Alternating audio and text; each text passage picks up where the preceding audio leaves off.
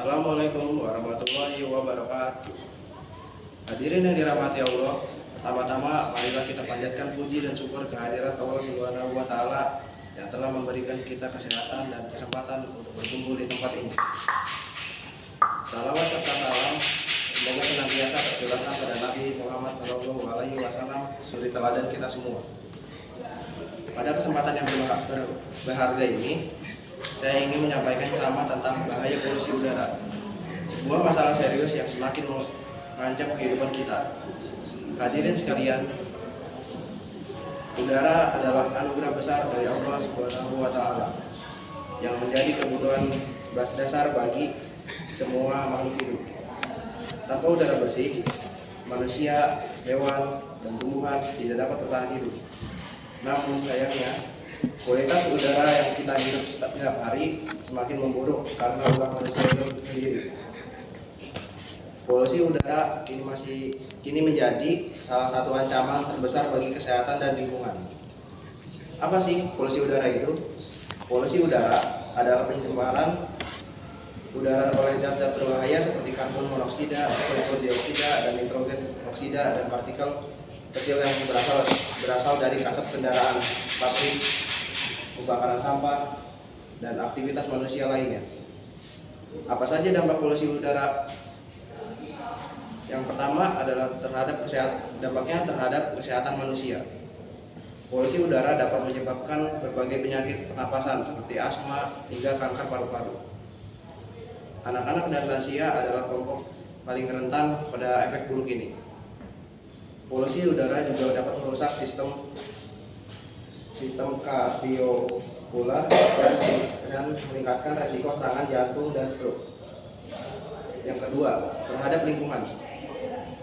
Polusi udara dapat menyebabkan kerusakan lapisan ozon yang melindungi kita dari radiasi ultraviolet berbahaya. Pencemaran udara juga memicu fenomena pemanasan global. Yang ketiga, terhadap kehidupan makhluk lain. Polusi udara berdampak pada hewan dan tumbuhan. Tanaman menjadi sulit tumbuh karena paparan zat kimia berbahaya. Apa sih yang bisa kita lakukan sebagai umat manusia dan sebagai hamba Allah yang bertanggung jawab atas bumi ini? Kita memiliki kewajiban untuk menjaga lingkungan, termasuk yang udara kita hidup ini.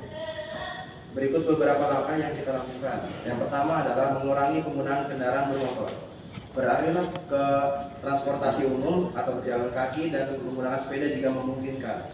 Yang kedua, menanam pohon. Pohon dapat membantu menyerap karbon dioksida dan menghasilkan oksigen. Yang ketiga, menghemat energi. Matikan lampu dan perangkat elektronik jika digunakan yang tidak digunakan untuk mengurangi pembakaran bahan bakar.